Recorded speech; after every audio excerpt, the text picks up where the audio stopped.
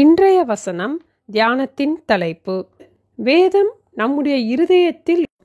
சங்கீதம் 37:31 அவனுடைய தேவன் அருளிய வேதம் அவன் இருதயத்தில் இருக்கிறது, அவன் நடைகளில் ஒன்றும் பிசகுவதில்லை.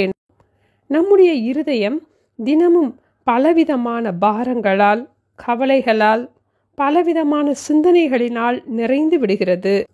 ஒருவர் காலையில் எழும்பும் போது முதலாவது எந்த நினைவுடன் எழும்புகிறோமோ அந்த நினைவுகளால் நம்முடைய இருதயம் நிறைந்திருக்கிறது என்பதை அறிய அமெரிக்காவிலே ஒரு கணக்கெடுப்பு எடுத்தார்களாம். காலையில் கண் விழித்தவுடன் இன்றைய வேலை என்ன, இன்றைய தேவை என்ன, இன்றைய பிரச்சனையை எப்படி நாம் எதிர்கொள்ளப் போகிறோம் என்று பல நினைவுகளோடு இருப்பவர்களை பற்றி எடுத்த கணக்கெடுப்பிலே 56% ஆண்களும் 48% பெண்களும் பணம் என்ற முதலாவது நினைப்பிலே எழும்புகிறார்களாம். சிலர் காலையில் எழுந்து சில நிமிடங்கள் அந்த நாளை எப்படி சந்திப்போம் என்கிற பயத்தினால் நிறைந்திருக்கிறார்களாம்.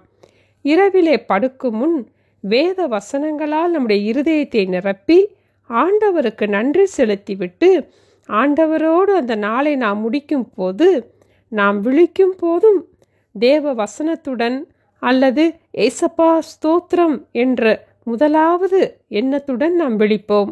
அப்போது ஆண்டவரோடு இணைந்து நாம் அந்த புதிய நாளை ஆரம்பிக்கும் போது அந்த புதிய நாள் நமக்கு ஆசீர்வாதமாக இருக்கும். ஆதலால் வேதத்தை கருத்தாக வரிசையாக வாசிக்க ஆரம்பிப்போம். நம்முடைய இருதயம் வேத வசனத்தினால் நிரம்பி இருக்க வேண்டும். நாம் தான் நம்முடைய இருதயத்தை வேத வசனங்களால் நிரப்ப வேண்டும். நம்முடைய இருதயத்தை வேத வசனத்தால் நிரப்பாவிட்டால் தேவையில்லாத பாரங்கள், கவலைகள், மற்ற தேவையில்லாத சிந்தனைகள் நம்முடைய இருதயத்தை நிரப்பி நம்மை சோர்ந்து போக பண்ணும். எப்படி நம்முடைய இருதயத்தை வேத வசனத்தால் நிரப்ப முடியும்? ஒவ்வொரு நாளும் நாம் வேத வசனங்களை வாசிக்கும் போதும், கேட்கும் போதும், தியானிக்கும் போதும் நம்முடைய இருதயத்தை வேத வசனத்தால் நிரப்ப முடியும்.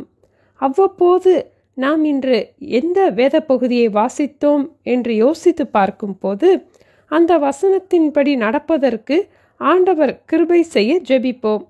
அந்த வாசித்த பகுதி மறந்துவிட்டால் உடனே மீண்டும் வேதத்தை எடுத்து பார்த்து ஞாபகப்படுத்திக் கொள்வோம்.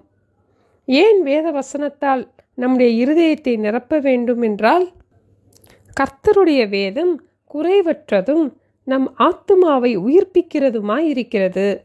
ஆண்டவருடைய வேதம் பிழையற்றது, ஆகவே நம்முடைய ஆத்துமாவை உயிர்ப்பிக்கும் வல்லமையுடையது. 1000 பொன் வெள்ளியை பார்க்கிலும் நீர் விளம்பின வேதமே நலம் என்று சங்கீதம் 119 நாம் வாசிக்கிறோம். அவ்வளவு மேன்மையான வேத வசனங்களால் நம்முடைய இருதயத்தை நிரப்புவோம். வேத வசனத்தால் நம்முடைய இருதயம் நிரம்பி இருக்கும் போது தானாக கனியுள்ள வாழ்க்கை வாழ ஆரம்பிப்போம். தேவன் அருளிய வேதம் நம்முடைய இருதயத்திலே இருக்கும் போது தேவன் எதிர்பார்க்கிற ஆவியின் கனியை நாம் கொடுக்க ஆரம்பிப்போம். அவனுடைய தேவன் அருளிய வேதம் அவன் இருதயத்தில் இருக்கிறது, அவன் நடைகளில் ஒன்றும் பிசகுவதில்லை. ஜெபிப்போமா? எங்கள் அன்பின் ஆண்டவரே, எங்களுக்கு நீங்க அருளி செய்த வேதத்திற்காக ஸ்தோத்திரம் அப்பா. இன்னும் நாங்கள் வேதத்தை அதிகமாக வாசித்து எங்களுடைய இருதயத்தை வேத வசனங்களால் நிரப்பி கனியுள்ள ஒரு வாழ்க்கை வாழ எங்களுக்கு கற்றுத்தர வேண்டுமாய் இயேசுவின் நாமத்தில் ஜெபிக்கிறோம் பிதாவே, ஆமேன். Thank you. Have a blessed day.